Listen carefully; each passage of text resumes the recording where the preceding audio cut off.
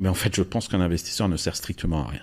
Les investisseurs américains cherchent une bonne raison pour investir, alors que les investisseurs européens cherchent les 99 autres pour ne pas investir. Sur les 57 startups qu'on a amenées, il en reste 8 aux États-Unis. Wow. Ouais. Les autres sont rentrés à la maison. Ouais. Chez papa-maman. Ouais. Exactement, chez papa-maman. C'est exactement ça. Parce que c'est dur, parce que c'est horriblement difficile, parce que ça coûte beaucoup d'argent. On a cru que ça allait être le Mistral gagnant. C'est plutôt Mistral gênant de voir qu'on a quand même dans l'IA où on nous dit qu'il y a plein de talents en France, et ce qui est vrai, qu'on a choisi un seul acteur et qu'on est en train de mettre le paquet sur ce seul acteur-là. On n'est pas en train de construire un écosystème. Le modèle qu'il faut suivre, si j'en avais un à suivre, c'est celui de la véritable Startup Nation, c'est-à-dire Israël. Donc ça veut dire quoi? Ça veut dire reconnaître qu'on est un petit pays.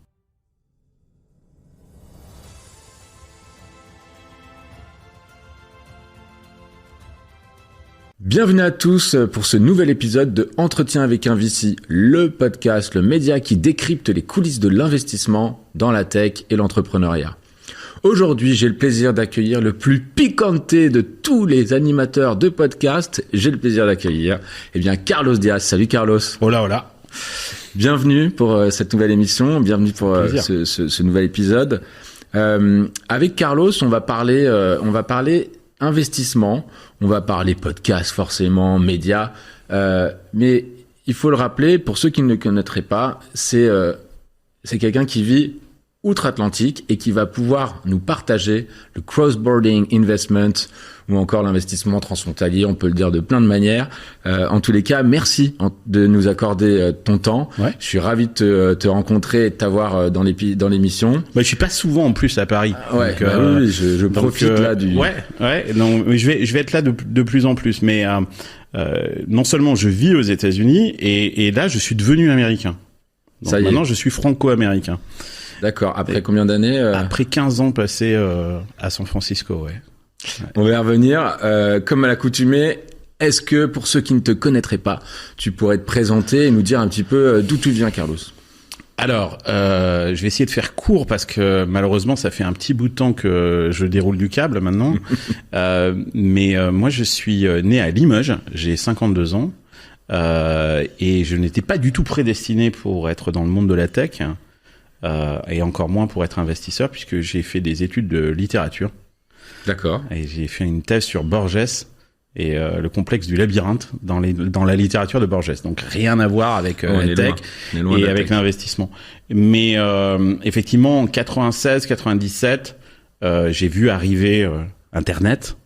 Et avec mon frère, on a créé une agence digitale qui aujourd'hui qui s'appelait Imakina, qui est rentrée en bourse en 2006. Sans qu'on ait jamais levé le moindre euro, et qui a été racheté récemment en 2021 par une boîte du New York Stock Exchange qui a décoté la boîte et qui a racheté l'intégralité des parts pour 180 millions de dollars.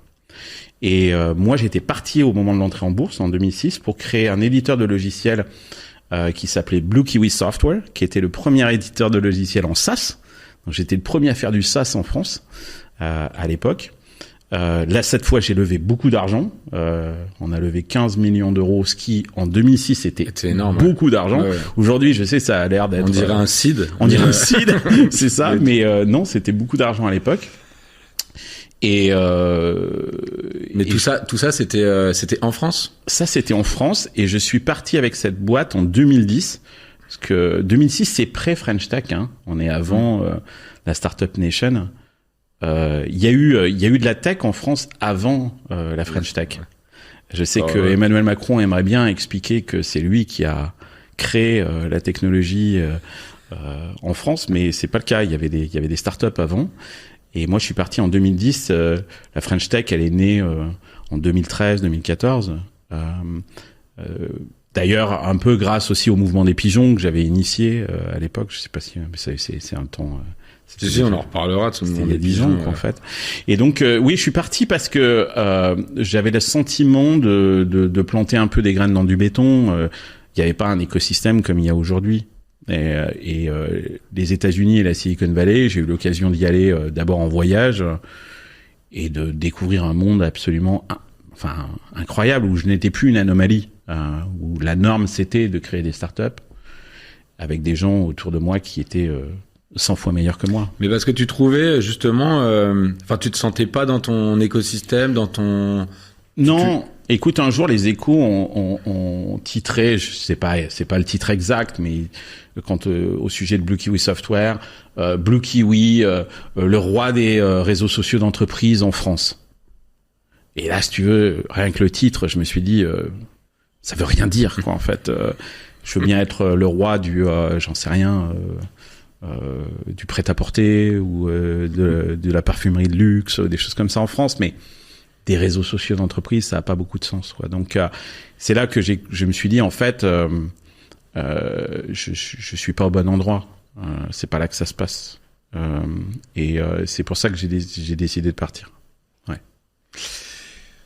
Et quand tu fais le move, tu savais que ça allait déjà être la Silicon Valley? Pourquoi pas East Coast, tu vois? Oui, alors ça c'est un gros débat que j'ai avec beaucoup de startups. Justement, tu parlais du modèle cross-border, qui sont des startups qui gardent une présence en Europe, mais qui se déploient aussi sur le sol américain.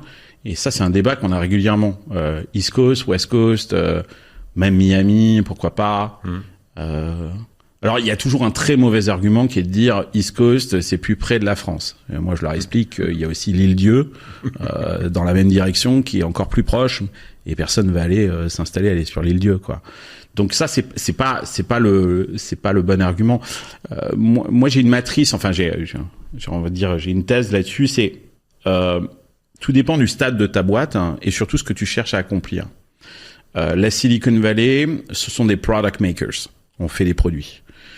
Donc, si tu es en phase de construction d'un produit, tu vas trouver sur place des gens qui ont fabriqué des produits comme nulle part ailleurs, et surtout à des échelles qui n'existent nulle part ailleurs.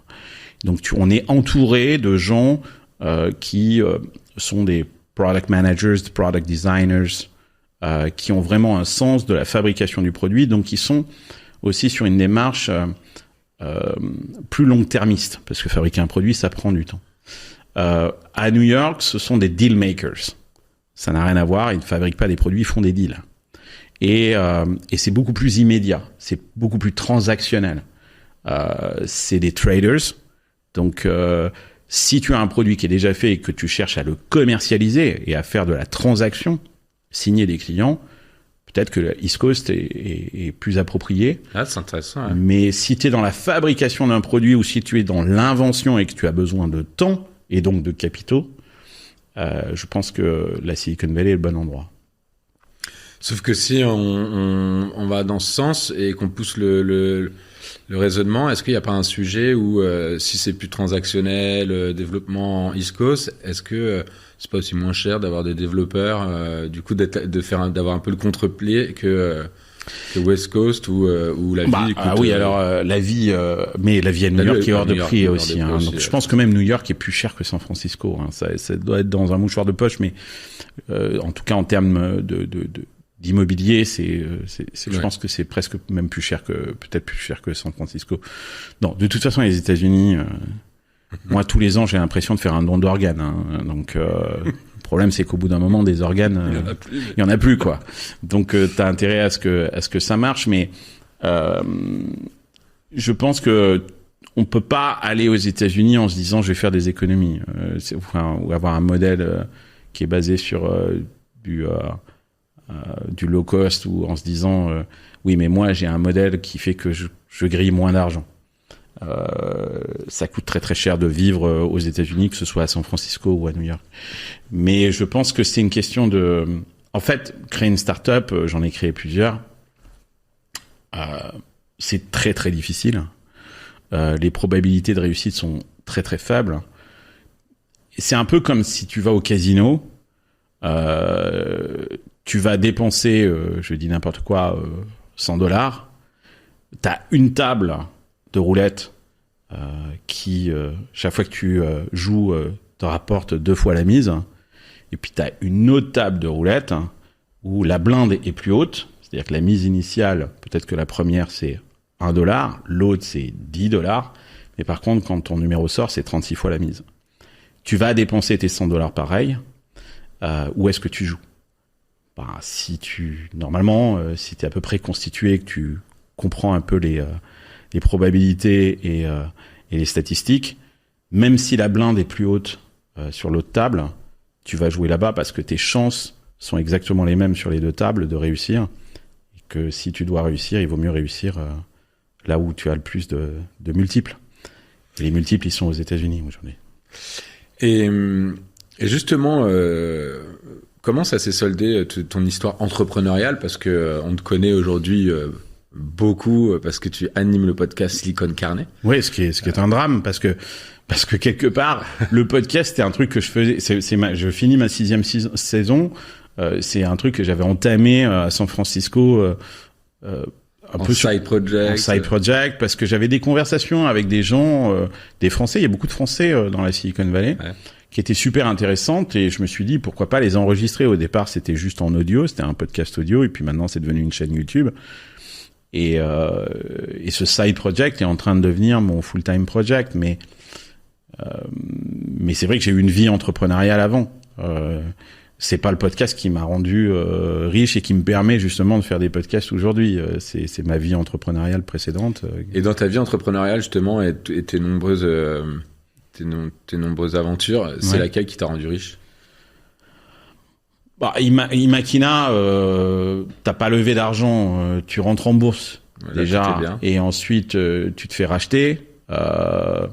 C'est bien, quoi. Donc voilà.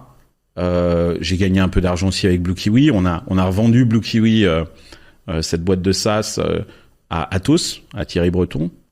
À l'époque où il avait cette frénésie, où il achetait plein de startups. Donc là aussi, j'ai gagné un peu d'argent, mais moins qu'avec Imakina.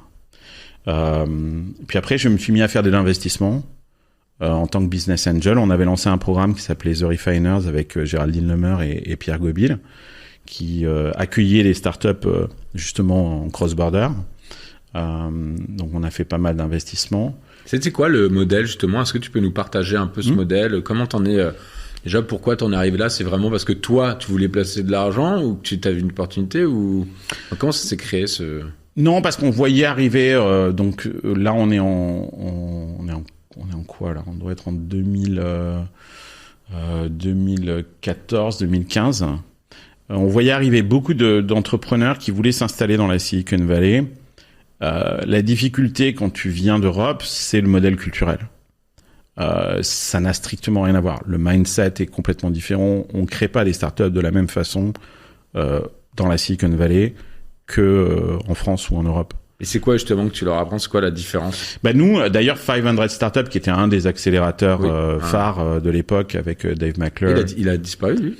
Non, ils sont toujours là, mais bon, c'est plus le 500 Startups qu'on connaissait de 2015.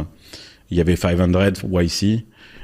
Il disait nous qu'on était un cultural accelerator, c'est-à-dire que vraiment ce qu'on faisait, c'est que on prenait des projets qui français essentiellement, qui avaient une opportunité, enfin qui étaient sur un marché global, qui devaient donc aller sur le marché américain, et on les secouait pendant 3 mois. C'était un programme où grosso modo on leur désapprenait tout ce qu'ils avaient appris en France et on injectait la culture américaine en l'espace de 3 mois, ce qui nous avait pris des années.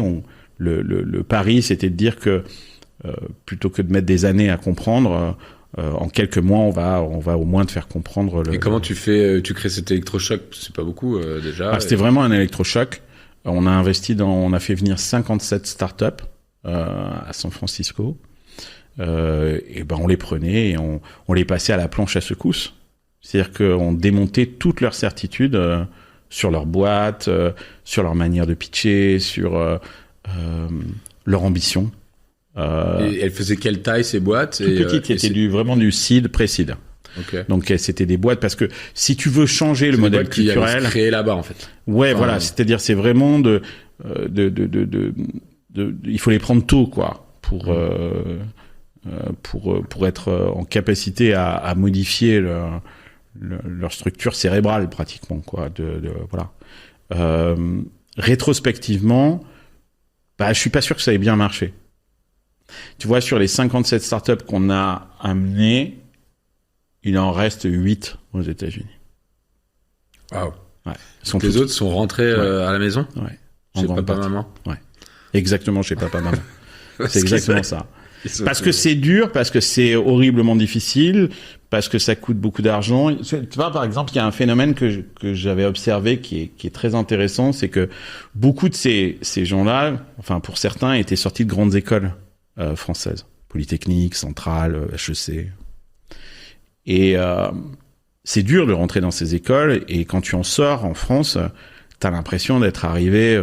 c'est la voûte céleste de Platon, quoi. Tu vois, tu es accroché, là. Tu dis, ça y est, j'ai enfin touché le firmament. Et nous, on les a amenés à San Francisco et on leur expliquait que personne n'en avait rien à faire de leur diplôme, qu'ils étaient des merdes sur des pelles en bois ici, et que, comme des saumons, il fallait remonter le courant. Et c'était des saumons qui avaient déjà monté le courant, donc... c'était difficile pour eux de repartir dans l'estuaire et de devoir remonter. Et quand ça a été difficile, souvent ils repartaient, ils reprenaient un vol et ils disaient non, c'est trop dur. Parce qu'il y avait aussi l'écosystème français qui était en train d'exploser, il y avait, je sais pas si tu te rappelles, même si c'est un pote, Fred Mazzella avait monté une opération qui s'appelait Reviens. Léon, on allait même à la maison, qui avait repris cette pub de je sais plus quoi, de Buitoni, un truc comme ça, où il voulait que les gens reviennent remonter des startups en France, avec un écosystème ici très favorable pour les startups, alors que l'écosystème de la Silicon Valley est très hostile, paradoxalement, pour les startups. Pourquoi il est si hostile ? Parce que dans la culture américaine, la contrainte, la difficulté... les États-Unis, c'est une société qui est basée sur la méritocratie. La société française est une société qui est basée sur l'entraide, forme de fraternité, d'égalité aussi. Liberté, je suis pas sûr, mais on peut en reparler. Mais non, la société américaine, c'est moi, tu vois, par exemple, un des sentiments que j'ai eu quand je suis arrivé aux États-Unis, c'est un sentiment d'espace. C'est que j'ai eu le sentiment. Moi, j'ai pas fait de grande école, comme je le disais. J'ai créé mes boîtes de façon complètement improbable. Quand je suis arrivé à Paris, j'ai compris que je ne faisais pas partie du sérail, parce que je ne sortais pas des bonnes écoles, que j'avais pas forcément le bon nom, etc., etc. Et j'avais toujours l'impression de déranger. C'est une terre de bocage, la France. Moi, je viens du Limousin, je suis né à Limoges. Donc, tu vas pas chercher les champignons dans le champ du voisin. Donc... c'est une terre où les champs sont très délimités. Quand je suis arrivé aux États-Unis, j'ai eu ce sentiment d'espace. Mais tu y allais en mode de Gold Rush, tu vois. Ouais, tu arrives, tu dis moi je vais faire ça. Tout le monde te regarde en disant mais génial, t'as absolument raison, vas-y, installe-toi. Il y a de la place. Donc tu plantes ton drapeau et là tu te rends compte que tu dis ok, il y a de la place, mais je suis tout seul. C'est un peu Danse avec les loups, quoi. C'est comme quand tu sors ton site, tu crois que tu vas avoir plein de monde qui va Exactement. Arriver. Et donc, j'avais ce sentiment d'espace, mais en même temps, tu te rends compte que tu as cette liberté, cette possibilité, cet espace pour faire, mais en même temps, tu te rends compte que c'est très hostile, que t'es seul, que tu ne peux pas attendre de l'aide de quiconque, que personne ne te connaît, que le gouvernement n'est pas là pour t'aider. Il n'y a pas de station F, de trucs comme ça. C'est-à-dire que si tu as besoin de services, tu les payes. Et si tu les payes pas...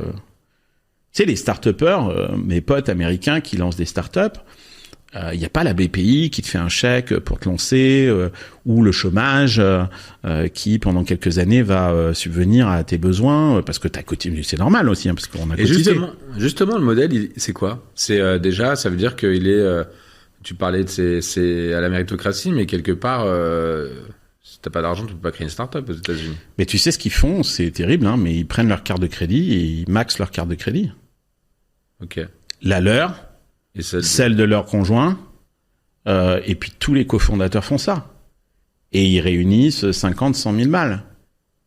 Donc quand t'as fait ça, et que tu sais ce que c'est, maxer ta carte de crédit, le et qu'il faut rembourser après. Faut rembourser, ouais. Et si tu rembourses pas, t'as aux États-Unis, c'est un classement. C'est du revolving. Ça, voilà, donc les taux d'intérêt augmentent, etc.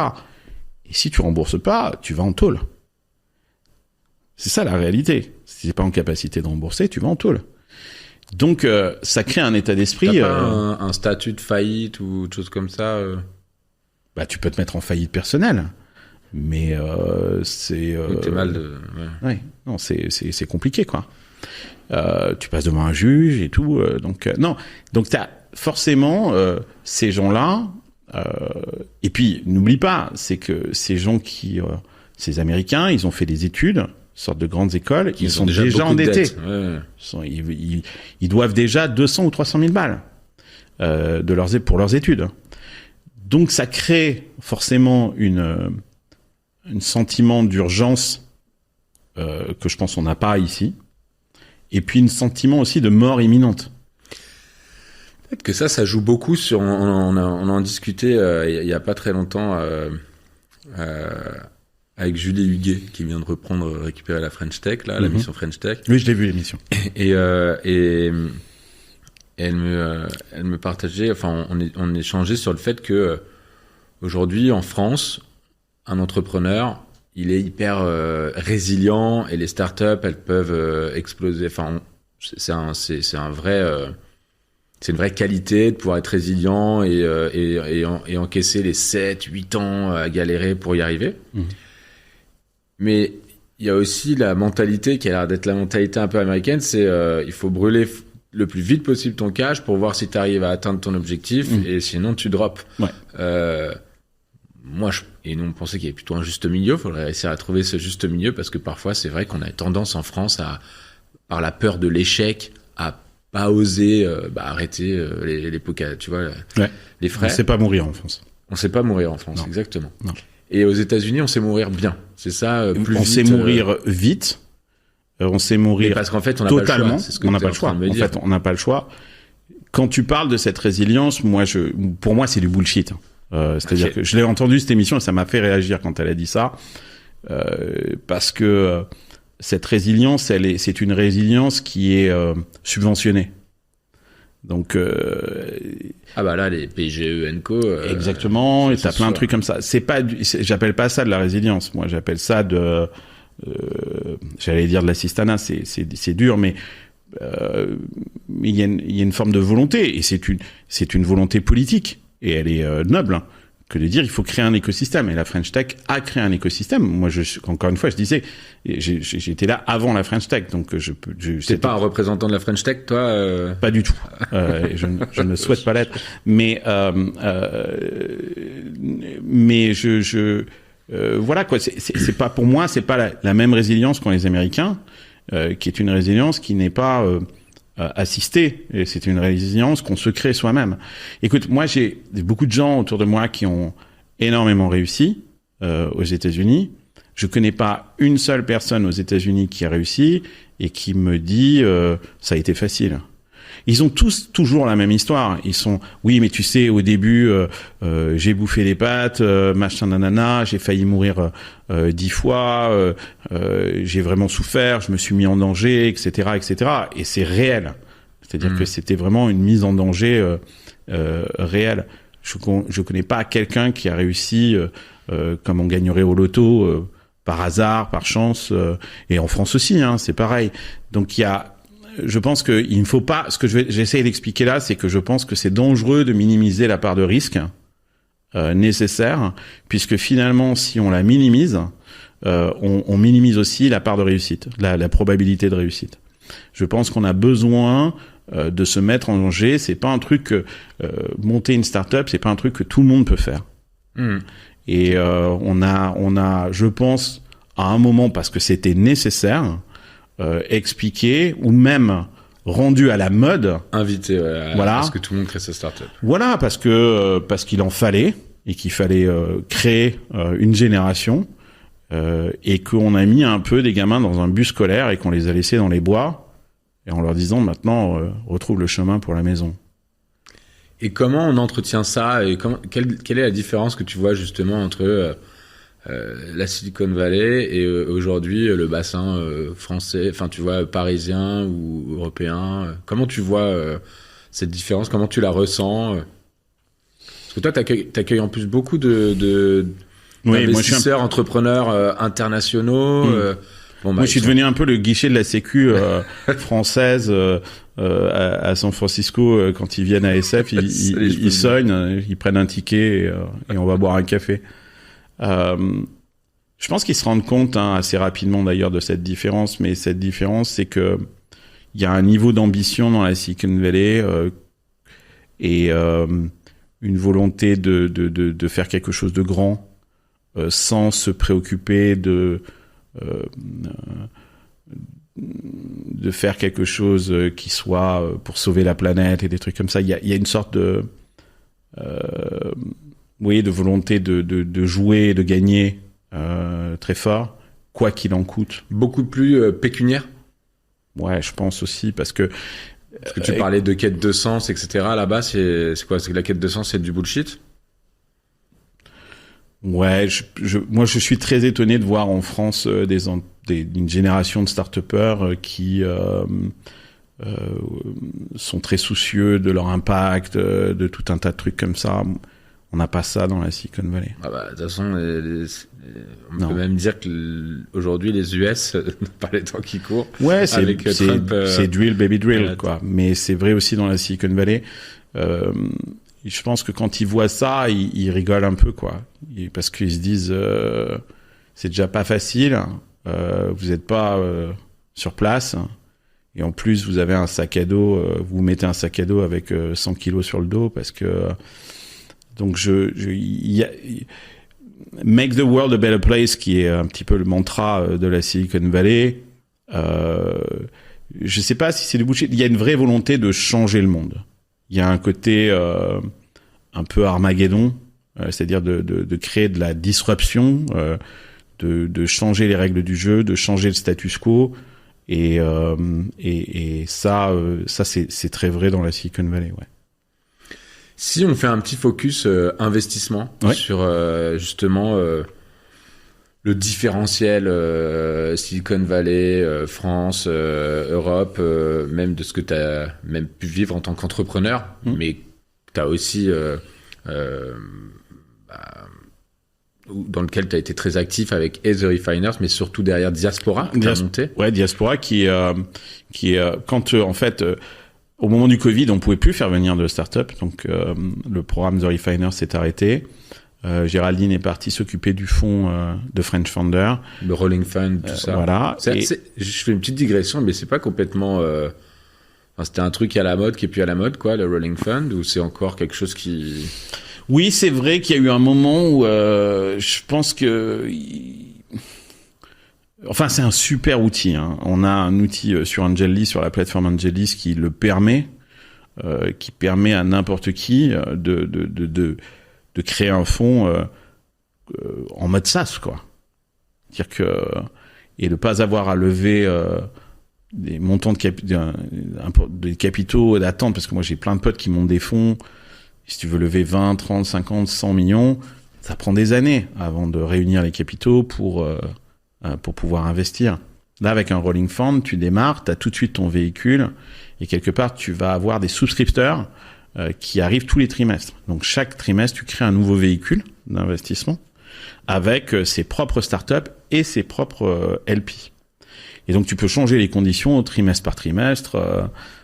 Et donc, tu dois connaître les startups avant de créer ton fonds, c'est ça Non, en fait, non, pas forcément. Tu déploies le capital sur le trimestre. Okay. Il y a un trimestre, tu vas faire 3 investissements, un autre trimestre, tu vas en faire 1. Donc, c'est très, très flexible. On a cette flexibilité que nous permet l'administration américaine et la SEC, qui n'est pas possible ici avec l'AMF et tout un tas d'autres contraintes qu'on a ici en Europe. Donc moi j'ai créé un rolling fund, je fais partie des premiers. En fait, j'avais la chance de connaître Naval Ravikant, qui est le patron de AngelList, hein, et quand il a eu cette idée de rolling fund, on a eu une conversation. Il m'a pitché le truc, je n'ai absolument rien compris à ce qu'il m'a dit, mais quand Naval Ravikant te pitch un truc et que tu comprends pas, tu te dis mais c'est Naval Ravikant, donc il faut quand même que je monte dans le train parce que ça se trouve. Et j'ai fait partie avec Ilan Abessara, puisqu'on avait monté ce truc ensemble au départ. On a fait partie des premiers Rolling Funds aux États-Unis. Il y avait, je me rappelle, avec nous, il y avait Brian Kimmel, il y avait le fondateur de Product Hunt, Ryan Hoover, des gens comme ça. C'était génial, et on était 8, et ils bêta-testaient avec nous le modèle, et qui a beaucoup changé depuis. Et donc j'ai profité de ça pour monter un Rolling Fund, et on a fait une 50aine d'investissements avec ce Rolling Fund là, sur une thèse radicalement différente de The Refiners, complètement différente. Ouais, c'est quoi la thèse là? La première thèse de The Refiners, donc on allait chercher des Français qui voulaient venir aux États-Unis, en fait, qui pensaient vouloir venir aux États-Unis et qui se rendaient compte que ils n'avaient pas forcément l'ampérage et qui repartaient souvent en France. Là, je suis parti sur une thèse radicalement différente, c'est que il y a dans la Silicon Valley des Français qui sont là déjà depuis suffisamment de temps, qui vont recréer une start-up, ou qui sont managers dans des grandes start-up américaines, donc qui ont complètement le mindset, le playbook américain, donc il n'y a pas d'acculturation, j'ai pas d'acculturation à faire. Et l'idée, c'était de miser sur ces gens-là, donc qui sont déjà sur place au moins depuis 5 ans. L'antithèse, presque. Ouais, l'antithèse. Mais toujours des Français, enfin toujours des Européens, en l'occurrence, c'est pas que des Français. Parce que il y a un truc assez intéressant, c'est que en fait, avec Diaspora, on était un peu comme le marabout. C'est les Africains, avant d'aller voir le médecin, ils vont voir le marabout, qui généralement, quand il n'est pas un truand absolu, va lui dire, bah écoute, il faudrait que tu ailles voir le médecin. Donc ces entrepreneurs français dans la Silicon Valley, quand ils avaient un projet de start-up, ils venaient nous en parler à nous en premier. Tiens, j'ai cette idée, je sais pas ce que t'en penses, avant d'en parler aux VC américains. Donc on était une sorte de sounding board, quoi, en fait, de benchmark, quoi. Et donc on avait le deal flow. C'est fou, ça, ouais, ok. Avant tout le monde. Et comme ils sont aux États-Unis, ils passent pas par la case Paris, parce que pour eux, si tu veux, quand t'as joué au Barça, tu reviens pas jouer aux Girondins de Bordeaux, quoi. C'est dur. Mais donc ils n'envisageaient pas ça. Donc on les avait qui nous pitchaient, et donc on était ce premier chèque de 50, 100 000 balles, en leur disant oui, on pense que c'est une super idée, fais-moi une place tout de suite, quoi, avant d'aller voir, avant de rentrer à YC, avant d'aller voir les VC américains, et voilà, quoi. En fait, et ça a plutôt bien pris. Tu me dis une cinquantaine de lignes. Comment tu fais pour gérer ça, d'ailleurs, avec tout ce que... Alors ouais. Il y a qui d'autre qui gère ça? Non, je suis tout seul. Aujourd'hui, je me suis associé. Ilan est parti monter un autre fonds qui s'appelle Blue Origin, avec Blaise Matuidi.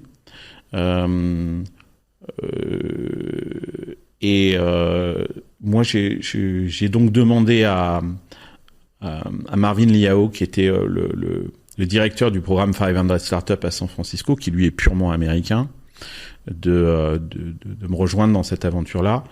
Donc on est 2, Marvin et moi, à gérer ce portefeuille. Maintenant, nous, on a une approche. D'abord, on fait du seed, pré-seed, donc très très tôt. Et on a une T'as investi quoi, 5 millions $, ou 10 ouais, millions on a un peu plus, je pense. On a fait une 50aine de deals avec... Ouais, si, 5 millions. Ouais, quelquefois, on a réinvesti sur certains. Ouais, ça doit être ça, 7 millions, je crois, de mémoire. On a une philosophie d'investissement qui est ce qu'on appelle hands-if. C'est-à-dire que tu sais, tu as des investisseurs qui sont très hands-on, c'est-à-dire qui sont très présents auprès du start-upper. Tu as des investisseurs qui sont complètement hands-off. Un mec comme, par exemple, Charles Sandhurst, ou un Fabrice Grinda, ou des trucs comme ça, qui a déployé énormément dans plein de startups, mais il est pas très présent. Et nous, on est hands-if, c'est-à-dire qu'on est plutôt pas présent, sauf quand tu nous demandes de venir. Mais si tu nous demandes pas, on n'intervient pas. Donc je suis pas sur ton dos à te demander des reports ou des trucs comme ça. Parce que j'ai compris, entre les investissements qu'on a fait sur The Refiners et ceux que j'ai fait sur Diaspora, c'est terrible ce que je vais dire. Hein. Mais en fait, je pense qu'un investisseur ne sert strictement à rien. Absolument. Non, mais vraiment. C'est-à-dire que, rétrospectivement, quand je regarde mon portefeuille, c'est un peu comme le sketch des inconnus. Il y a les bons entrepreneurs et les mauvais entrepreneurs. Les bons entrepreneurs, par définition, ils sont bons. Donc, ils n'ont pas besoin de toi. Ou alors, ils ont besoin de toi de façon très chirurgicale. Et généralement, ils viennent avec des demandes très, très précises qui te prennent 5 minutes, quoi. En gros, j'ai vu que tu connaissais machin, bidule, j'ai besoin de lui parler de ça. Tiens, voilà le blurb, envoie-lui, fais-moi l'intro, quoi, tu vois.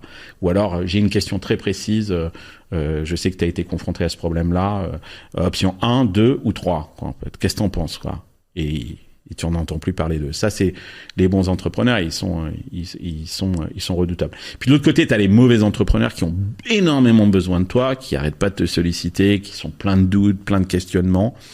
Et tu passes du temps avec eux à essayer de les conseiller, mais comme ils sont mauvais, soit ils ne comprennent pas, ou soit ils font pas ce que tu leur dis parce que ils sont pas capables de prendre le risque, voilà.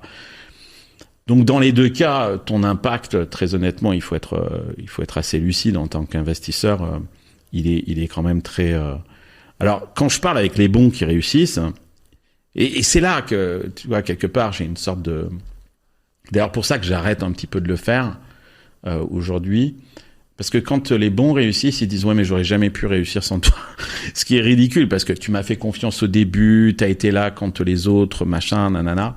Et j'ai cette image moi du directeur sportif dans le Tour de France qui est dans sa bagnole avec la clim, la musique et qui est à côté du mec sur son vélo qui est en train de pédaler comme un taré à monter le Mont Ventoux, qui lui donne quelques informations en lui disant ouais derrière ils avancent machin et qui lui tend un balisto, une banane quoi, tu vois.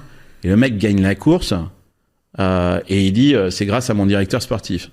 Tu vois, donc moi j'ai un peu cette quelque part cette un peu de scrupule quoi, tu vois, par rapport à ça. Je me sens pas suffisamment impliqué et je pense que mon boulot, c'est vraiment de trouver les bons entrepreneurs et de leur foutre la paix. Ok, ça se tient. En tout cas, j'ai ma punchline que l'investisseur sert à rien. Ouais, c'est bien ça. C'est parfait, t'as ton short. C'est mon short. Ouais. Si on parle quand même encore investissement, c'est quoi la différence de mindset justement entre que toi tu vois et qui persiste peut-être encore ou peut-être que c'est ça y est, c'est passé. On est, on est au même level. Jensen Huang était là pour Vivatech. Il a dit sur scène,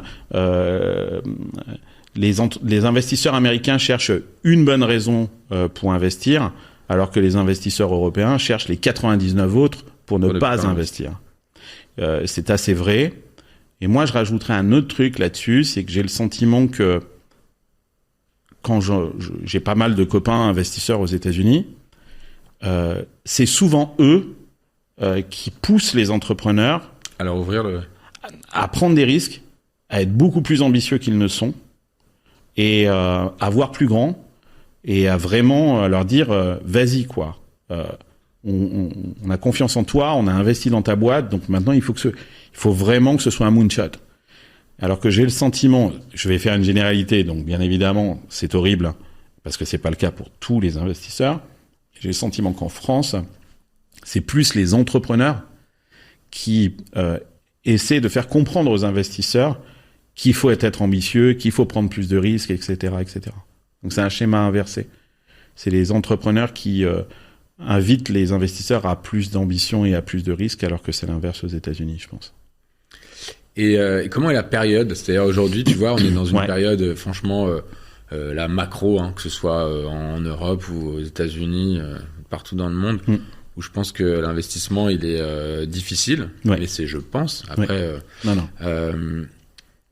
il y a une différence. Il y a le mindset, il est en train de changer. Tout le monde fait le dos rond. Il y a plein de choses qui se passent. Il y a plein de choses qui se passent. Il y a moins d'argent, beaucoup moins d'argent. C'est d'ailleurs pour ça que la Silicon Valley s'est autant rapprochée de Washington. Et que c'était essentiel que la Silicon Valley ait un pouvoir sur Washington, parce que on a compris que sur un plan macro, l'argent allait se raréfier et que donc on avait besoin de l'argent public. Donc c'est une OPA sur Washington qui a fait la Silicon Valley, qui, par définition, est plutôt progressiste, libérale certes, mais démocrate, et qui a compris que l'administration Biden et le projet qui était proposé par Kamala Harris allait être un projet socialiste avec et des taxes plutôt élevées, et par opportunisme se sont ralliés derrière Trump parce qu'ils se sont dit on aura une écoute plus attentive et un accès à l'argent public plus facile avec Trump que l'on ne l'aurait avec les démocrates et Kamala Harris. Et alors c'est le cas ? Ça a l'air d'être un peu le cas quand même, quoi. Alors maintenant, ça tient beaucoup à Musk. C'est-à-dire que et là, Musk. Oui, je sais pas quand est-ce que tu vas diffuser cet épisode, mais hier, à nouveau, le divorce qu'on pensait être réglé, la querelle. Je pense que la frange libertarienne de la Silicon Valley, minoritaire dans la Silicon Valley, mais qui a beaucoup de pouvoir, tient énormément à la relation de Musk avec Trump, et surtout l'homme clé qu'ils ont mis à Washington, qui est J.D. Vance, qui est l'homme de la Silicon Valley. Et là, il y a un problème, parce que si Musk et Trump ne s'entendent pas, la Silicon Valley doit faire un choix entre les deux. C'est pour ça qu'on parle véritablement de divorce. C'est terrible pour la Silicon Valley, c'est papa et maman.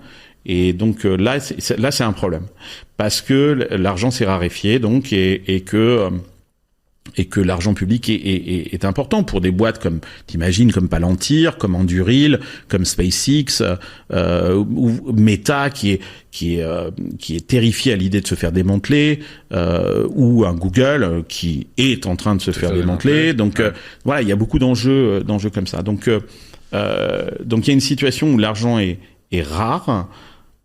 En même temps, paradoxalement, il y a une concentration des fonds sur quelques investisseurs qui devient absolument monstrueuse. Des fonds sur quelques investisseurs, tu dis, ou boîtes? Ouais, des Andreessen Horowitz qui deviennent, qui gèrent des sommes absolument colossales. Le nombre de VC est en train de diminuer drastiquement.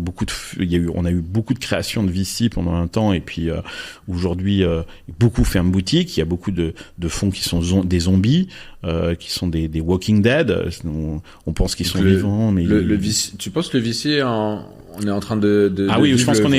Il y a plein de super types. Le VC est mort, vive le VC, des trucs. Oui, je pense que le VC tel qu'on l'a connu, on a affaire aujourd'hui à des fonds qui sont de taille impressionnante et qui vont devenir plus des gestionnaires de capitaux, et qui vont faire du venture, qui vont aussi faire placer de l'argent en bourse et de la dette et des trucs comme ça, et qui vont avoir des retours sur investissement beaucoup moindres que le venture traditionnel, mais beaucoup plus sûr, en mitigeant le risque. Donc c'est très difficile en ce moment de lever de l'argent dans la Silicon Valley. Puis il y a un autre phénomène qui est assez, c'est difficile pour le lambda. Ok, et on revient à un mode de levée qui est très intéressant, notamment dans l'intelligence artificielle, où les rockstars. Donc, si t'es pas une rockstar, aujourd'hui les levées de fonds, on a vu par exemple que hier Mira Murati, qui était l'ex-CTO de OpenAI, qui avait quitté OpenAI pour créer sa propre start-up, vient de déclarer une levée de fonds de 2 milliards de dollars. Okay. On parle d'un seed, hein. Il n'y a pas de produit, elle a rien mis sur le marché, on ne connaît pas la roadmap, on ne sait rien, et elle lève 2 milliards de dollars. Donc on revient à un modèle qui est basé sur, est-ce que tu es bankable? L'exemple de Mira Murati est exactement ça. On a eu Lia Sutskever, qui était aussi un des cofondateurs d'OpenAI, qui est parti, qui a levé 1 milliard immédiatement ensuite, après son départ. On voit aussi aujourd'hui tout ça, mais... Oui, c'est vertigineux. On voit Meta qui aujourd'hui cherche des talents dans le domaine de l'IA, et qui fait des signing bonus de 100 millions de dollars. Tu vois, c'est fou, quoi. Donc on est au niveau, on est dans des trucs au niveau d'athlètes, de joueurs de foot, qu'on n'a jamais vu auparavant. 2, c'est les talents que tu arrives à concentrer autour de toi, dans ton équipe. C'est ça qui détermine la valorisation de ta boîte. Et 3, le secret. C'est-à-dire qu'on ne dit rien. On ne sait pas ce que tu fais. Alors qu'avant, tu te rappelles, building public, on va expliquer tout, on va tout raconter, machin, nanana. Fini. Ah, donc, c'est intéressant ça aussi. Absolument fini. Donc je te parle pour les gros projets. On pourra parler ensuite des projets, parce qu'il y a un autre phénomène complètement à l'opposé qui émerge, qui sont des boîtes qui se créent sans pratiquement de capitaux, avec très peu d'équipes. Et ça, c'est encore une autre thèse qui est en train d'émerger. Les solo founders, avec de l'IA et des trucs comme ça. Donc, mais sur cette première thèse, c'est vraiment des moonshot projects. Ils reposent sur quoi? Trust, la confiance, donc des personnalités, les talents et le secret. Donc ça, c'est c'est pour ces projets très disruptifs. Et tu penses que justement le switch qu'il y a ou dans le mindset, c'est vraiment un retour à peut-être c'est assez sain de miser sur des talents à un moment donné. C'est eux qui font la boîte et qui développent le sujet. C'est l'entrepreneur, les entrepreneurs qui le portent. J'ai l'impression que c'est quand même ça a toujours été le cas. Mais est-ce que tu penses que on mise plus maintenant sur les talents que sur le projet? C'est quoi le gros changement oui, on mise sur ta notoriété, sur les talents que tu as autour de toi et oui, sur le fait que tu saches raconter une histoire qui est confidentielle et donc ça crée une sorte de FOMO. Personne ne sait ce qu'est en train de fabriquer Mira Murati, mais je suppose que les gens qui ont foutu 2 milliards dedans, en l'occurrence c'est Andreessen Horowitz le principal investisseur, est quand même un minimum au courant, quoique j'en sais rien, des fois je me pose des questions. Ça se trouve, eux-mêmes ne sont pas au courant. Moi, en tant que gorille cendré, tu vois, de la tech, pour avoir vécu plusieurs crises successives, 2000-2001, 2007-2008, puis post-Covid, etc., j'adore, je suis très enthousiaste à l'idée de cette intelligence artificielle. Je pense qu'effectivement, on est sur quelque chose qui est d'une capacité disruptive qui est absolument colossale, mais ça ne m'empêche, je ne peux pas m'empêcher de repenser à la bulle de l'internet, quoi, tu vois, et au début de l'internet. Donc là, on a une sorte de déploiement de capitaux extrême sur quelques projets, en fait. En fait, tu regardes, on saupoudre pas là, on fait vraiment du laser, c'est-à-dire OpenAI, 40 milliards l'année dernière. Oui, mais ça, c'est vraiment comme ça aussi aux États-Unis. T'as pas plein de sites qui sont en train d'être faits dans l'IA. Moi, j'ai le sentiment qu'aujourd'hui, tu sais, c'est comme à l'époque où tu devais rajouter, que tu faisais un petit peu de crypto, je sais pas quoi, ou de la blockchain à toutes les sauces. Là, dès qu'il y a un projet, tu fais un peu d'IA, quoi. Tu vois. Moi, je trouve pas, parce que je trouve que les business angels qui ont été quand même un des moteurs importants de la Silicon Valley à une époque, sont beaucoup moins actifs aujourd'hui. Ok. Il y a toujours YC, qui est une usine qui continue de déployer beaucoup d'argent. Et donc, au-delà des VC, tu trouves aussi que les angels sont beaucoup moins actifs dans l'investissement. Beaucoup moins actifs. Mais ils mettent tout leur argent, alors, c'est une bonne question.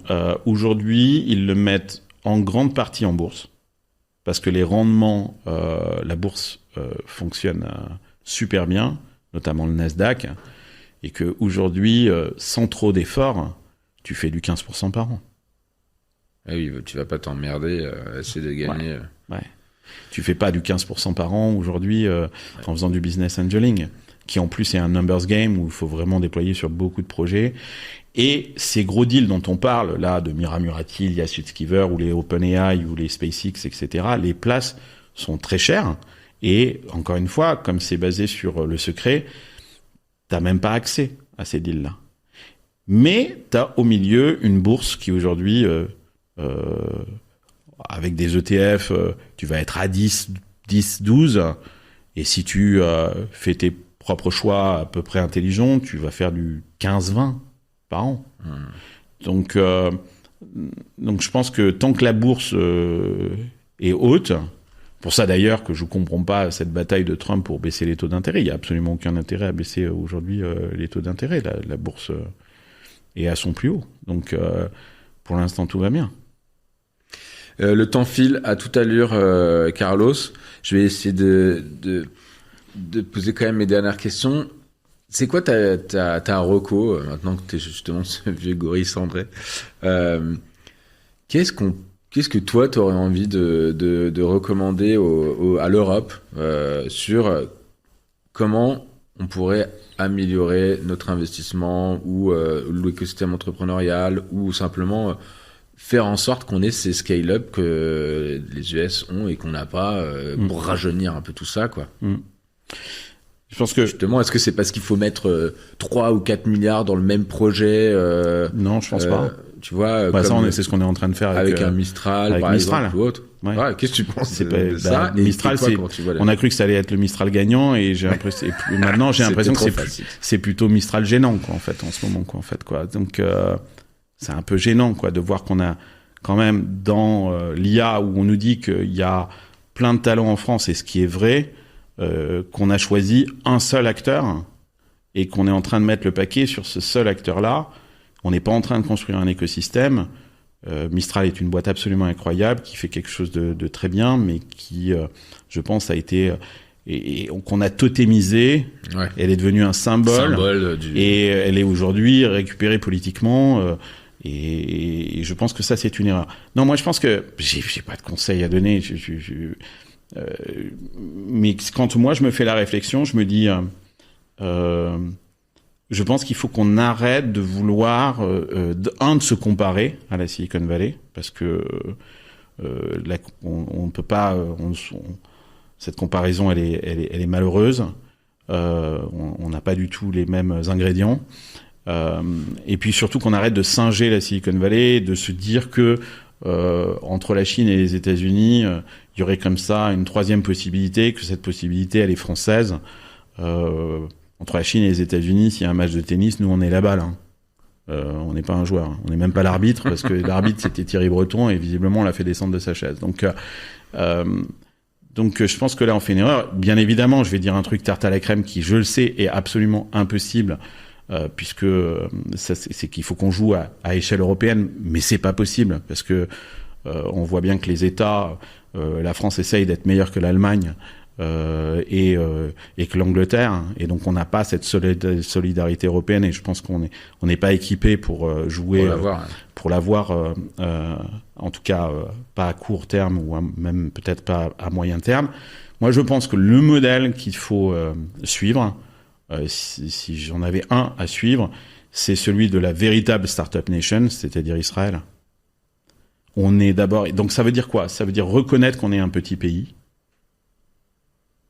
Et ça, c'est difficile pour la France, par son passé, son histoire, etc. Okay. Donc ça passe par reconnaître qu'on est un tout petit pays, mais mais qu'on est une démocratie forte et avec des gens ultra talentueux.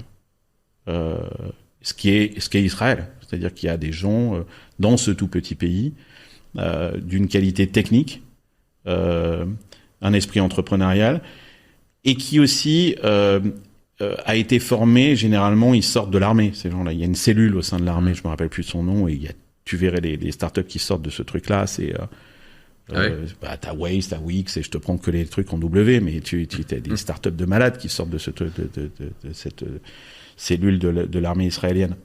Qu'est-ce que ça veut dire? Je suis pas en train de dire qu'il faut qu'on crée des startups au sein de l'armée française, hein, mais ça veut dire qu'ils sont dans un état d'esprit un petit peu guerrier, où ce n'est pas agréable.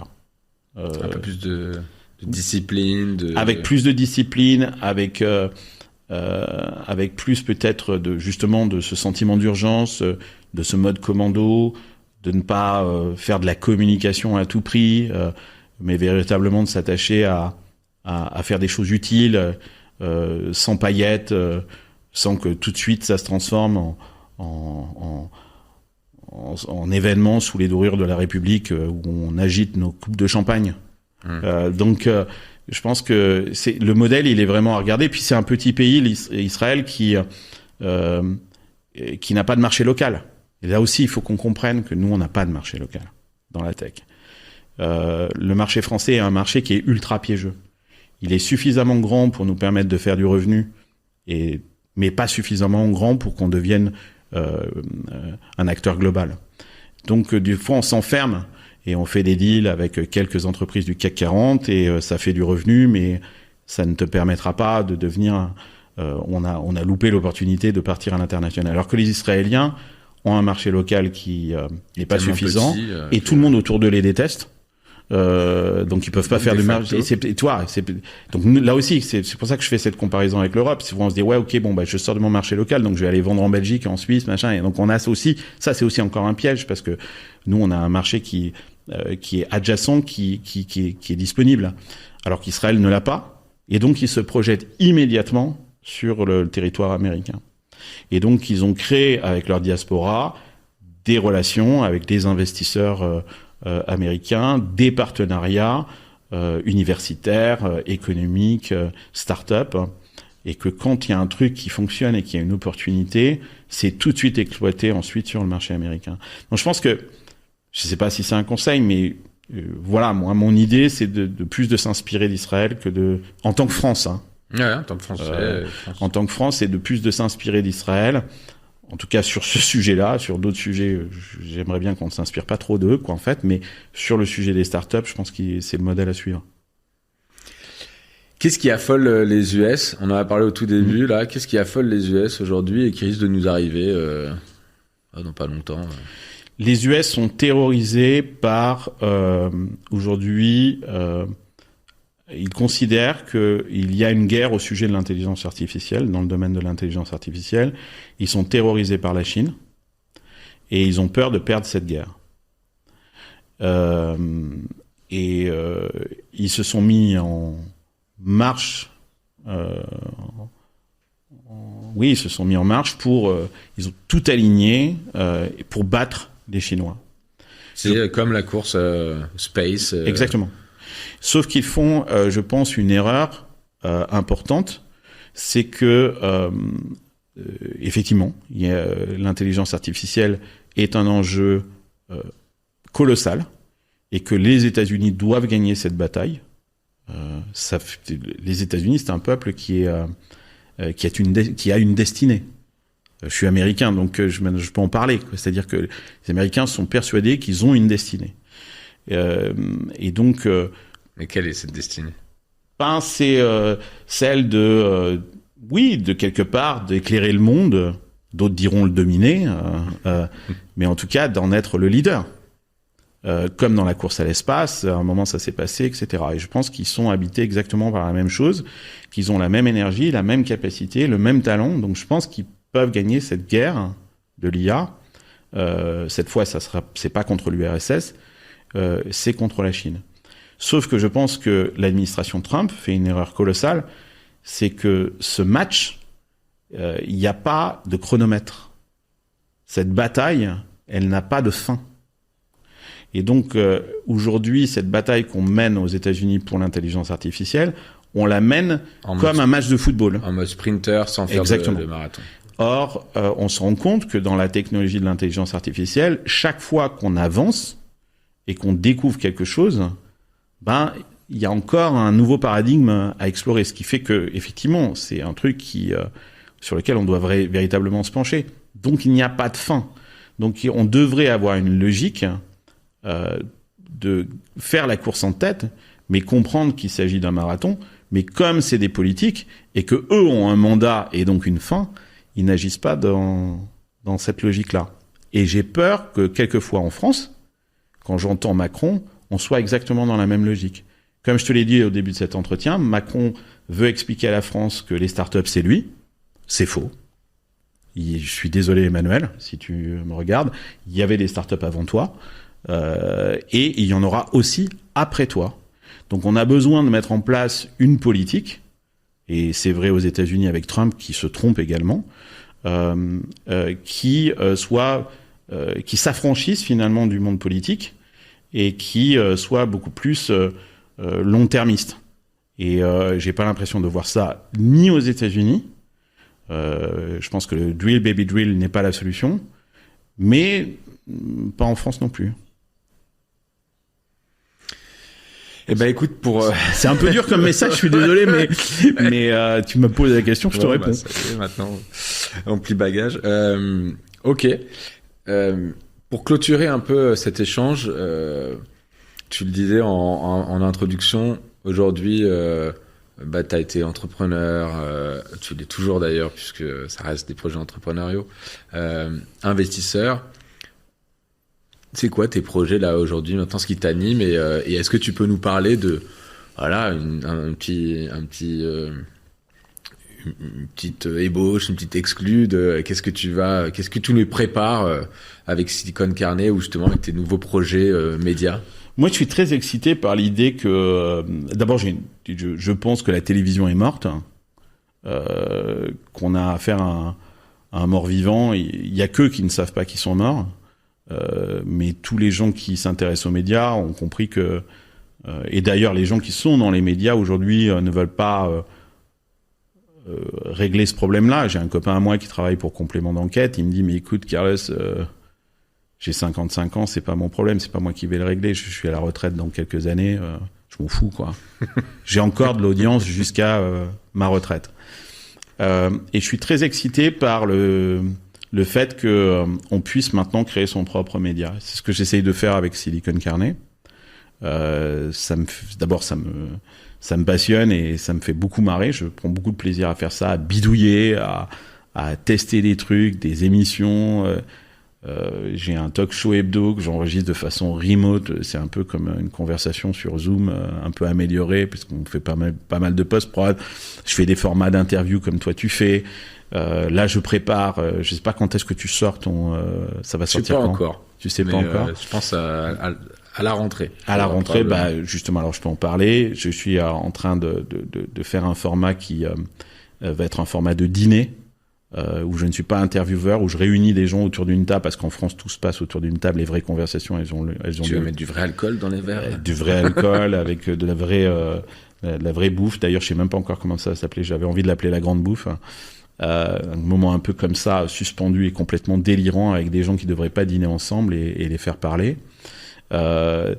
Et je trouve ça passionnant, le fait qu'aujourd'hui on puisse, avec très peu d'outils, qui s'étranglent tous à la fin. Oui, voilà, ou qui se foutent sur la gueule, ou qui partent ensemble, ou j'en sais rien. Je sais pas ce qui va se passer dans ces dîners-là, mais en tout cas j'ai envie de créer ces trucs-là et de me dire que je peux créer un média, parce que je trouve que la tech est traitée aujourd'hui d'une manière pas satisfaisante. C'est-à-dire qu'on parle de la technologie, c'est souvent chiant quand tu regardes. Moi, il m'arrive des fois de tomber sur BFM Business ou des trucs comme ça. J'ai envie de me tirer une balle, quoi, tu vois. Donc, t'as les gens qui font des trucs un peu divertissants ne connaissent absolument rien à la tech et en parlent très très mal. Et les gens qui s'y connaissent le traitent d'une façon économique, austère, pas drôle. Donc moi, j'aimerais créer un média qui traite de la tech, de la politique, de l'économie et de la société en général, et qui soit divertissant. Et je le fais avec mes petits trucs, mes 3 élastiques, mes 2 cure-dents. Ça devient de plus en plus professionnel. Maintenant, j'ai une équipe avec un monteur, quelqu'un qui fait mes minias, parce que c'est vachement important. J'ai ma fille qui m'aide sur toute la partie social media. Donc on commence. C'est une vraie petite industrie. Oui, ça commence à être une petite boîte et de me dire que ça peut devenir un média, peut-être pas mainstream, mais en tout cas sur une verticale qui remporte de l'audience et que je sache le monétiser et apprendre à monétiser ces médias-là, et bien évidemment de façon absolument différente de la télévision. Ça m'excite énormément. Ça sera peut-être mon dernier truc, quoi, tu vois, parce que quand t'es entrepreneur, maintenant j'ai 52 ans. Tu seras après hyper bankable. Peut-être. Je sais pas ce que je ferai après. C'est quoi la suite après et tout. Je sais pas. Bon, en tout cas, la suite, je te souhaite le meilleur. Merci Benjamin. Merci beaucoup pour cet échange, pour ton temps. Merci à tous pour votre écoute. J'espère que maintenant vous en savez beaucoup plus sur l'écosystème américain, franco-américain, l'investissement et ce qui est en train de se passer dans la tech en ce moment. Oublie pas de dire un truc, il faut s'abonner. C'est vachement important, abonnez-vous à cette chaîne, parce que en tant que créateur, nous on a besoin que vous vous abonniez, c'est un clic, c'est juste là, et c'est vachement important pour l'algorithme, et c'est important pour Benjamin et ce qu'il fait. Merci beaucoup Carlos, et merci d'avance. On se retrouve très bientôt pour un prochain épisode d'Entretien avec un VC. Salut à tous, hasta luego. Hasta luego amigos, bye bye.